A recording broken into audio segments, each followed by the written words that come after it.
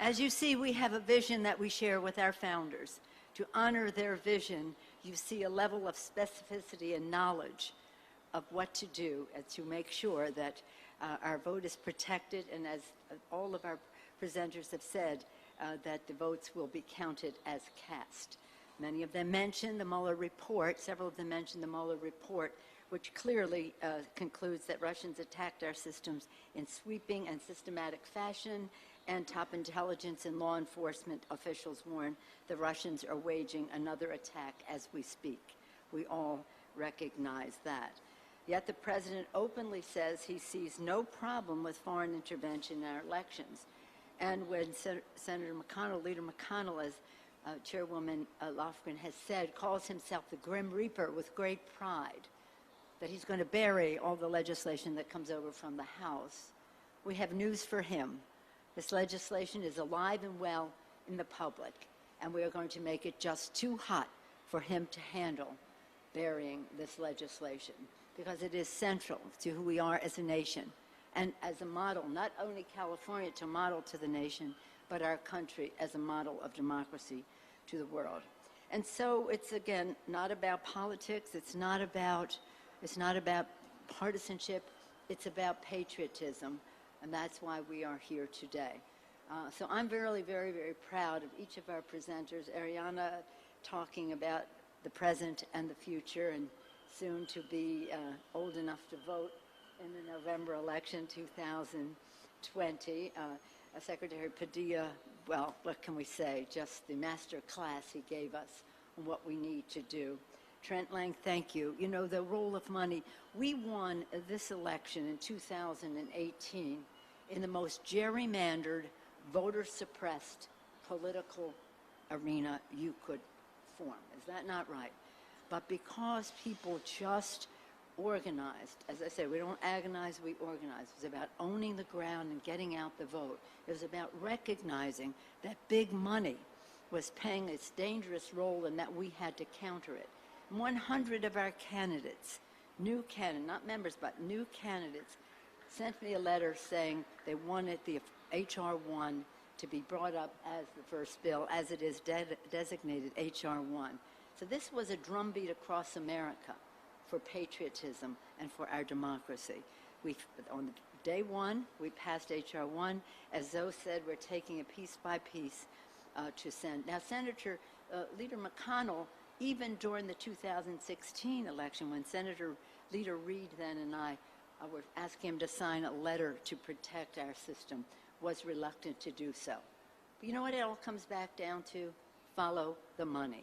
It's about big money having an impact on Mitch McConnell, Donald Trump, Attorney General Barr, all of them. They're all in that very, very dark circle. But I have confidence in the American people, and we have not only a vision, but a plan for how we go forward. I thank our distinguished guests, once again, Ariana Nassiri, Secretary Alex Padilla, Trent Lang, President of Education California and Executive Director of California Clean Money Campaign, and Zoe Lofgren, Chair of House Administration. We'd be pleased to take any questions, first and foremost focused on the subject at hand. Any questions? No? I anticipated all of your questions. I'm sorry. Yes, ma'am.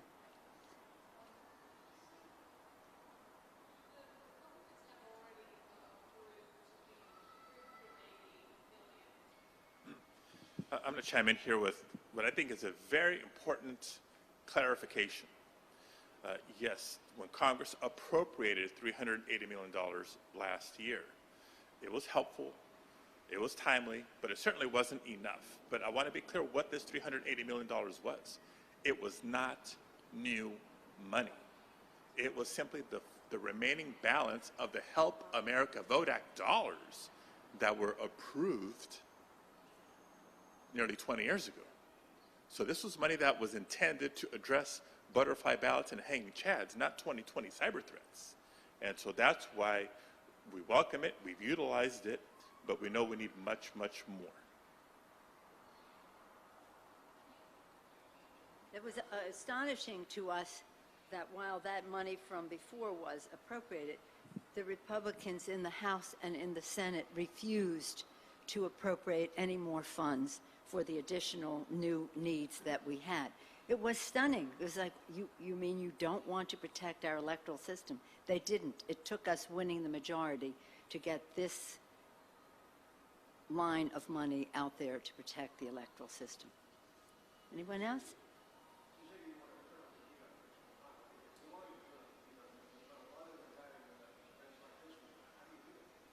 Well, the American people, we have a number of issues that he said he's going to bury. He's going to bury H.R. 1. He's going to bury the Save America's Federal Elections Act. He's going to bury the DREAM Act and Promise Act about our dreamers. He's going to bury our gun safety bill. All of these pieces of legislation have very broad support in the net neutrality. He's going to bury the net neutrality legislation. The list goes on and on of our top pieces of legislation in our For the People agenda. Our For the People agenda. Lower health care costs by lowering the cost of prescription drugs, bigger paychecks by building infrastructure in America in a green way. He's going to bury the Climate Action Now legislation. All of these have broad support in a bipartisan way across the country. So we are going to make all of it too hot to handle for him. But central to it all is the right to vote. So we have a drumbeat across America. A couple weeks ago, we had, 150 events across the country on issues particularly related to health care. But it all comes back to elections, because elections have ramifications. And that's why they don't want to allocate the resources. That's why they want to ignore the foreign assault on our elections. That's why they want to suppress the vote. That's why they want to gerrymander the districts, because they want to be sure that just their people vote and not the general population. And that's why they're fighting the census. And that's another place where you'll probably see a contempt action on the part of the House of Representatives, on the Trump administration, to bury the census, who we are as a people. Who we are as a people. They want to suppress that and have it only be certain people counted, people who will vote with them. So again, the times have found us to save our democracy in every possible way, and we will make it too hot to handle, especially in the states that matter to Mitch McConnell and the Republicans in the Senate. Any other questions on this? Maybe a technical one for Secretary Padilla. California already has $50 in would the federal law add anything to the protections California already has with its funding and security arrangement, or has the state already done what it needs to do? Sure, good question. At the risk of going into too much detail, I think what the federal legislation calls for would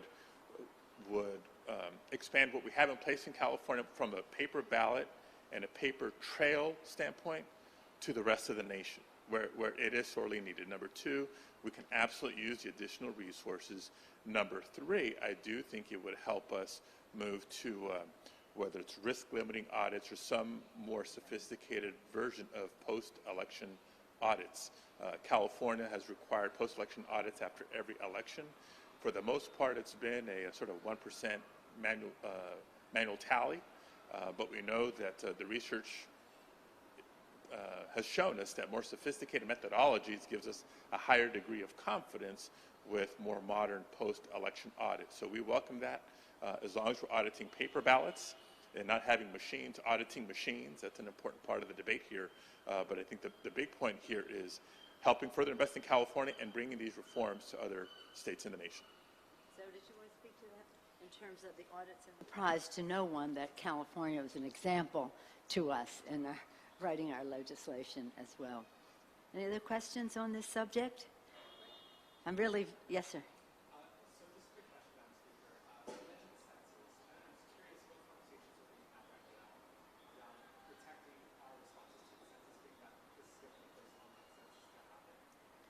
Secondly, I don't know if you have any thoughts about the President's remarks about potentially doing an executive order that Well, since I mentioned the census, I will consider this part of this conversation. and anyone else who wants to chime in. For a very long time, we have been fighting the fight on the census. This is not just because the court made a ruling, but for a couple of years since the election of 2016. The Constitution of the United States gives Congress authority when it comes to the census. As many of you know, the census is essential in terms of government meeting the needs of people, but also in terms of redistricting. We, the House Democrats, testified on behalf of the Congress, since we're the majority. We testified on behalf of the Congress as that it was essential to have an accurate count in order to do the reapportionment. That's how who serves in Congress is decided. But the other organizations that also testified about how we meet the needs for education, transportation, you name it, all the subjects of need. So this isn't an academic discussion. This is very essential to who we are. What you saw on the part of the administration with the citizenship question is it's disgraceful in this respect. First of all, they decided to put that on the ballot. Why? They couldn't even respond to the Supreme Court on that subject. The Supreme Court did not rule in their favor because they said the administration did not give sufficient evidence as to why the citizenship question should be there. So they kicked the can. And then the administration said, okay, we won't put it on there. And then the president injected himself into this.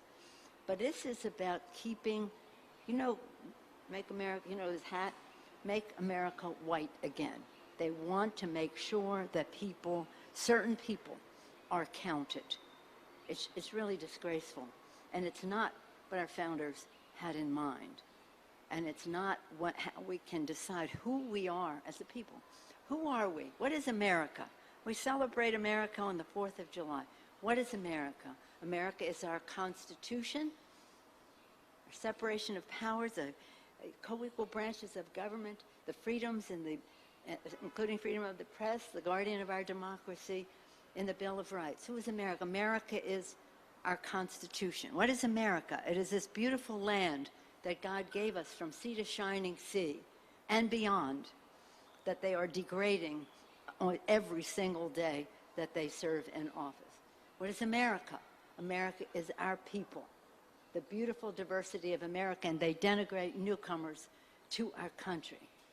They dishonor the Constitution, they degrade the environment, the land, they denigrate the diversity that is the beauty of the mix of America, and they undermine our values as a country, who we are as a country. So central to this is the census, which, as money is to the election, the census it's the currency of the realm, the people. And that is the fight that we will continue to fight. You probably will see, we have passed in our Committee of Jurisdiction, the Oversight and Government Reform Committee has already passed a contempt of Congress for Secretary Ross for not responding to the subpoenas of Congress to answer questions as to why do you have this question. It's self-evident as to why they do.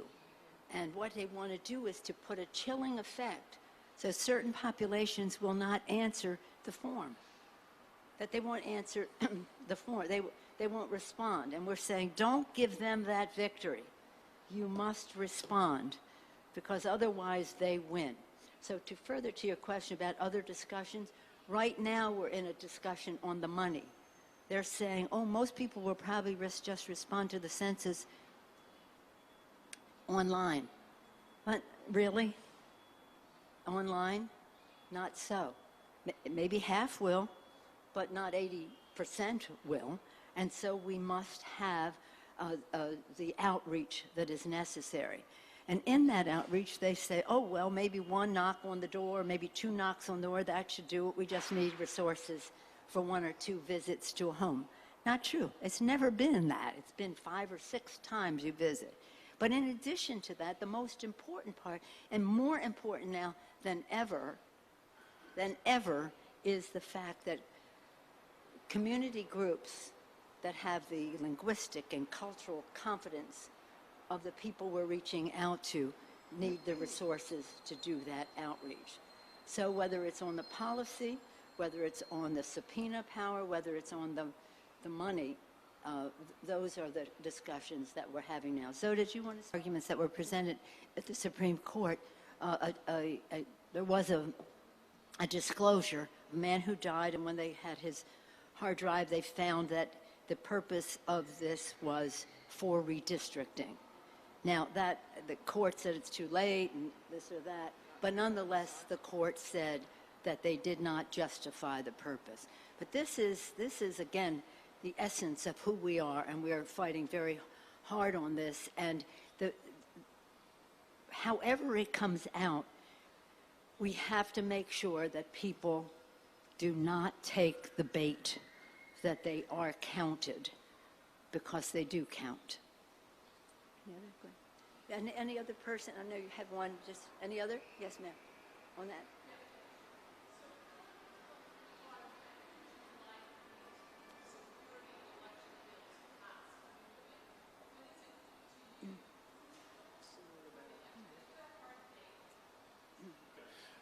Madam Speaker, you'll recall that back in February, I testified before the House Homeland Security Committee where this question came up.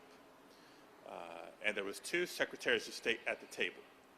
A colleague from Alabama who went on and on about how, well, it takes long for federal money to get to the states, to get to local jurisdictions, and the RFP process and the contracting process, et cetera. I disagree. Once again, California shows a way forward.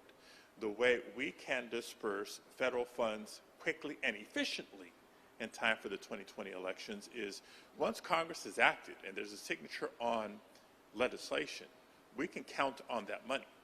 And we can work with counties in California to allow for those expenditures to be made immediately, knowing that they will be reimbursed for those qualified expenses. So my answer to the question is not just sooner rather than later, but yesterday, but that there is still ample time for these new funds to positively impact 2020 election security. And your question is right on point, because the reason the Republicans want to hold it up is because they know it will make a difference in the outcome of the elections. What's really sad about the whole thing is that the Russians have made an assault on elections in other democracies, in Europe, for example, and what they're trying to do is undermine democratic governments. That's their goal, is to undermine democratic governments. So this is a big agenda for Vladimir Putin, the richest man in the world, by the way, on a government salary, so follow the money. For the President of the United States to make light of it once again, just again shows the dishonoring of the Constitution of the United States in the week that we celebrated the 4th of July. So we feel people have said to us, okay, the Russians disrupted our elections. They made a difference in our elections. What are you going to do about it? Safe. We're going to be safe. Save our federal elections, H.R. 1, protect